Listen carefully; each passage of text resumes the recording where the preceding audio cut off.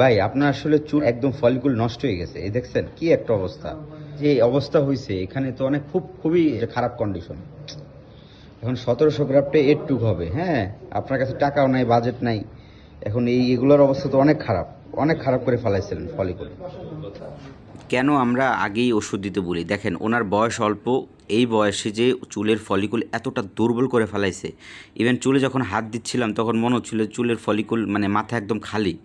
তো এই খালি মাথার ভিতরে যে আমরা জাস্ট অল্প কিছু গ্রাফট করে তো রোগীকেও আমরা কতটুকু স্যাটিসফাই করতে পারবো আই ডোন্ট নো, বাট রোগীর উচিত ছিল যে আগে থেকে চিকিৎসা নেওয়া।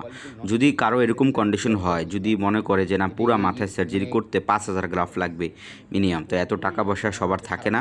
তো এর জন্যই যেগুলো আপনার জীবিত আছে প্রতিটা গ্রাফট এগুলো যদি নষ্ট হয়ে যায়, ওনার এখন দ্বিগুণ কষ্ট। এখন কি হচ্ছে, সার্জারি করতে হইতেছে, ওষুধও মানে আপনি ইউজ করতে হইতেছে। নষ্ট হইলেও এরকমই খরচ আপনাদের, একই জিনিস কষ্ট মানে দ্বিগুণ হবে। সুতরাং যাতে এই চুল আর না পড়ে যায় অ্যান্ড এর থেকেও পাতলা না হয়ে যায় আপনাদের চুল, এর জন্য এক সময় মতো এখন থেকে চিকিৎসা নিতে হবে। কেননা এটা যদি চিকিৎসা না নেন ওনার মতো পরবর্তীতে পস্তাতে হবে।